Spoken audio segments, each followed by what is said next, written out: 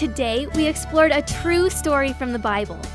The Bible is God's special word for us. We traveled back to when the early church was just starting to grow, to a town called Damascus.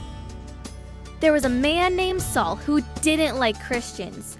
I mean, he really didn't like Christians. Saul was kind of a big bully when it came to Christians. In fact, he wanted to arrest any Christians he found and put them in chains. A lot of Christians were afraid of Saul. One of those Christians who was afraid of Saul was a guy named Ananias. Ananias had heard of all the terrible things Saul had been doing. Ananias wanted to hide from Saul. But God had a different idea. You can read all about it in the book of Acts, chapter 9. God told Ananias to go to Straight Street, where Saul was staying, and lay his hands on him so Saul could see again.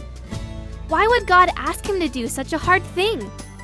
You see, on his way to Damascus, Saul had seen a bright light shine down from heaven.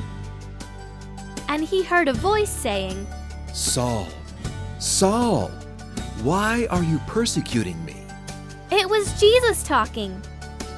Jesus told Saul to go to Damascus and wait. When Saul got up from the ground, he couldn't see. He was blind. His friends led him to the city, where Saul waited and prayed to God. Meanwhile, Ananias was trying to decide whether to obey God and go help Saul. But Ananias was scared. God was asking him to do a really hard thing. But we know that Jesus' power helps us do hard things. So Ananias went to Saul and laid hands on him. Instantly, Saul could see again.